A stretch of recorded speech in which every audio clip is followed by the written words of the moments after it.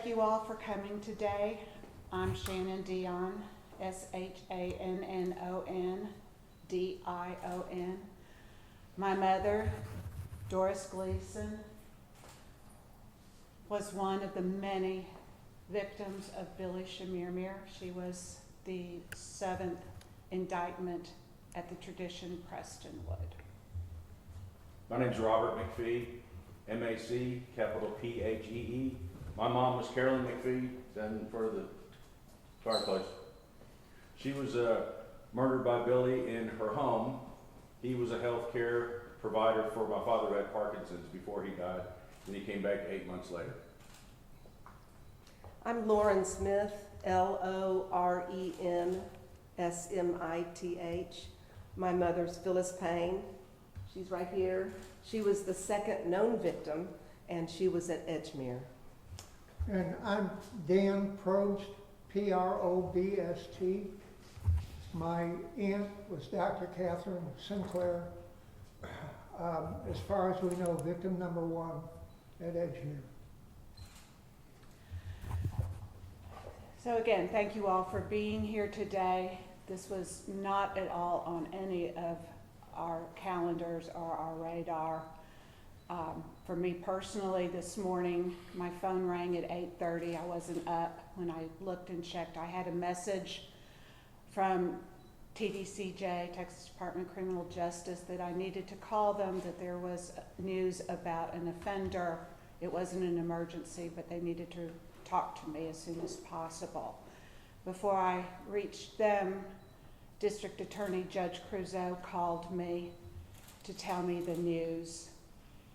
And it was, I'm still processing. It's shocking, but there is a relief that this part of my nightmare, our nightmare, is over. I also got a phone call this morning about 8:30, and my first response was shock and chills just running all over my body. I couldn't believe it.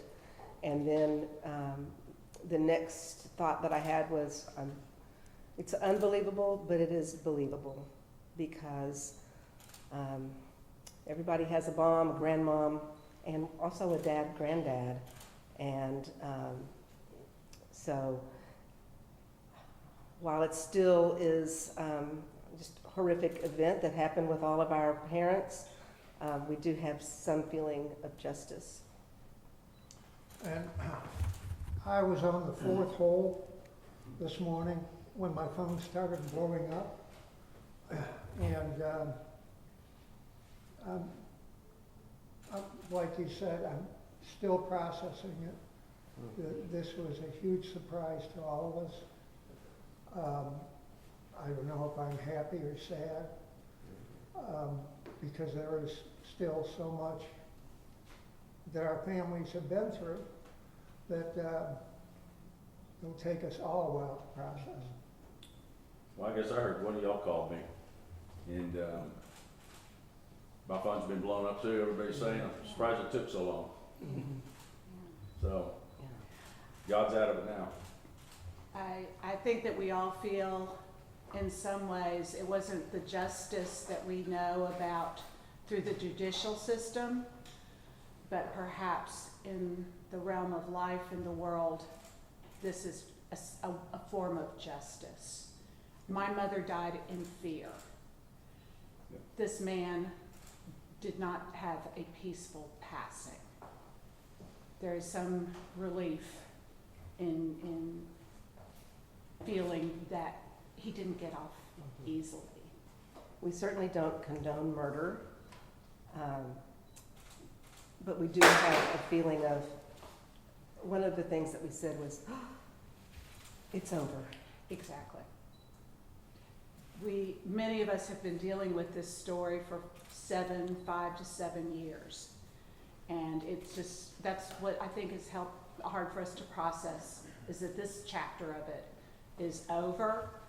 We are grateful to the Harris and Brooks families for standing and going through the trial process that got the 2 convictions that caused him to be incarcerated with life without parole. We knew he wasn't ever going to walk free again.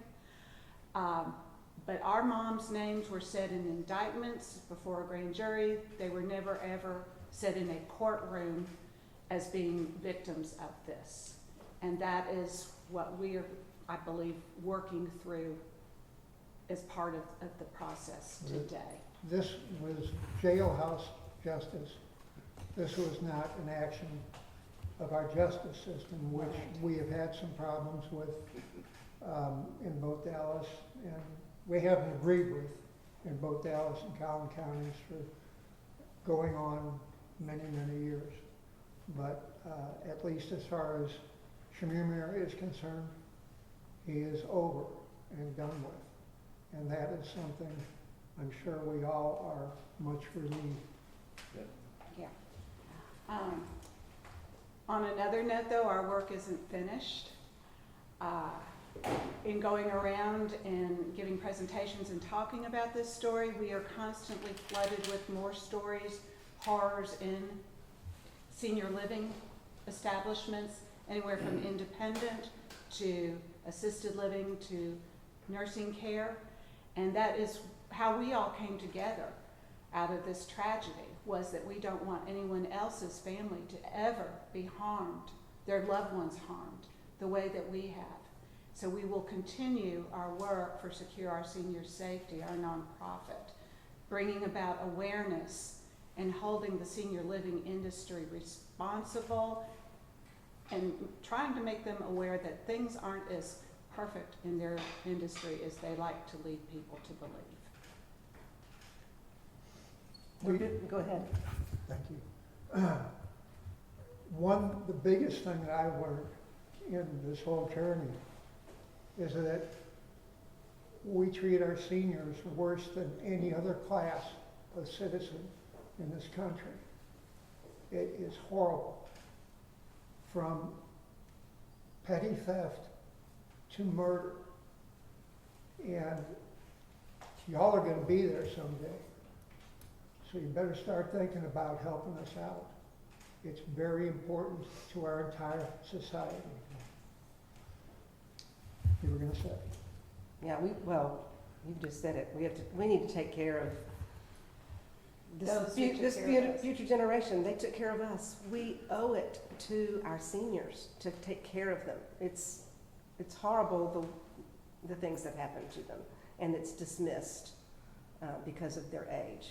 And so we cannot stand the thought of this happening to anybody else in the future. And so that's why we work towards education and awareness to try to make a difference. There's been a whole series of emotions today, I think, from yes, cheering to crying to is this good, is this bad, is it, there's just been a huge realm of emotions today. And shock. And shock. A jam-packed 5 hours. Mm-hmm. You talk about the relief in a way, and jailhouse justice, however you want to say it. But you talk about the range of emotions. Is there also the problem of the fact that he never gets to answer specifically for the crime of your loved one's deaths? Other than the two he was convicted of. Oh, I don't think he would have anyway, because he always said he's innocent, so Yeah. it doesn't make any difference. Someone texted me today and said anyone that was hoping that they would get answers to questions should accept that they would. He was maintaining his innocence. You never expected answers anyway. No. No. In Dallas County, he was convicted of 2 murders and almost essentially exonerated in the other 11.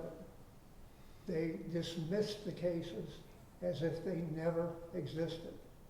And that part of the pain is still there. Mm-hmm. How do you feel knowing that, with the appeals process, that's over with? Yeah, that's a relief. That's part of the relief. Strangely enough, by my strange thinking, if Chemirmir were convicted of murder in the first degree and a death penalty sentence, he would have had his own cell, Right. this would not have happened. He would have been isolated. Very ironic.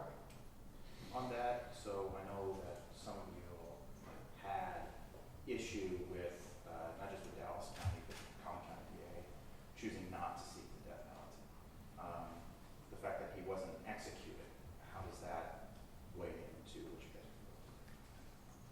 guys do? He got his justice at the end, Yeah. so It was, it all worked out. We've had all kind of comments from people all day, just flooded, all of us have been flooded with texts and phone calls, and we've heard everything from karma to vengeance is the Lord's to, I'm sorry, how are you? Just so there's just such a wide, I mentioned such a wide range of emotions about it. And what about among you guys? I mean, I understand that you were on the phone with each other earlier today or on Zoom or whatnot. Is there a wide range of reactions and emotions in the group? Thank heavens for each other. Thank yes. heavens for each other, absolutely. We are honestly a big family, so if you took a family with 10 to 12 siblings, that's how we are. And we all love and support each other, but we also have very different personalities that result in different feelings, but we all understand and respect each other. Do you still regret that you didn't get the death penalty?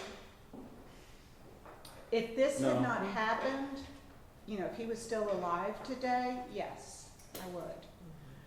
But knowing how the death penalty plays out and the number of appeals that we would have been notified about, the length of it all, for me personally, that was where he ended up I was fine with it because he was off my radar. He was never going to walk again. I was just happy to just let him rot, Right. But and he got what he got. But the fact that this did occur, I'm very much at peace with that. I think for the Collin County families, they really wanted to have their loved one have a day in court. And so for that, we wished that Collin County had come forward and had a trial. But yes, what they said, I agree. You'll have to understand that going all the way back to March of 2016. 2018. Well, Well, when we His- found his- out. I'm sorry. 2018. Sorry. We have worked with district attorneys, medical examiners, Police. the entire circle of people who are involved in justice. And their stories have moved around a little bit. Sometimes they moved around quite a bit, and that's been very frustrating to us. We now know where we stand.